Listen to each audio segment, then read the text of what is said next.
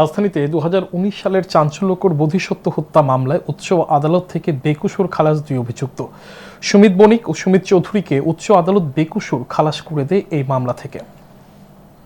2019 সালের 3রা আগস্ট গভীর রাতে রাজধানীর জেকশন গেট এলাকায় ধর্মনগর ইউকো ব্যাংকের ম্যানেজার বোধিসত্ত্ব দাসের উপর প্রাণঘাতী হামলা চালায় 4 অভিযুক্ত। এতে বোধিসত্ত্ব গুরুতরভাবে আহত হয়। প্রথমে তাকে নিয়ে যাওয়া হয় জিবি হাসপাতালে, তারপর তাকে উন্নত চিকিৎসার জন্য নিয়ে যাওয়া হয় বহিরাজ্যে চিকিৎসাধীন অবস্থায় তার মৃত্যু হয়। থানায় মামলা দায়ের হওয়ার পর পুলিশ তৎকালীন ট্রাফিক সাব ইন্সপেক্টর সুকান্ত বিশ্বাস, ব্যবসায়ী সুমিত চৌধুরী, সুমিত বণিক ও ওমর শরীফকে গ্রেফতার করে। দীর্ঘ প্রায় 4 বছর আদালতে বিচার প্রক্রিয়া চলার পর 2023 সালের জুন মাসে পশ্চিম ত্রিপুরা জেলা ও দায়রা আদালত 4 অভিযুক্তকে দোষী সাব্যস্ত করে যাবজ্জীবন কারাদণ্ড দেয়। একই সাথে 4 আসামিকে 50,000 টাকা করে জরিমানা করা হয়।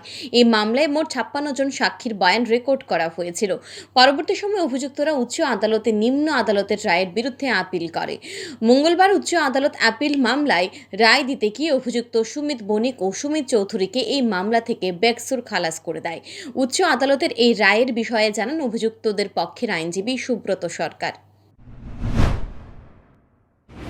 এটা ছিল অভিযোগ। এই অভিযোগের পরিপ্রেক্ষিতে ট্রায়াল হয়। ট্রায়াল হওয়ার পরে 4 জনকেই যাবজ্জীবন দেওয়া হয়।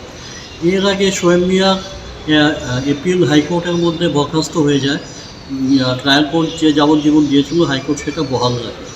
আমরা সুমিত চৌধুরী এবং সুমিত বণিকের যে আর্গুমেন্টটা আজকে হলো, তার মধ্যে আমি আজকে সুমিত বণিকের পক্ষে ছিলাম এবং সুমিত চৌধুরীর পক্ষে ছিলেন senior advocate D N Majumdar sir.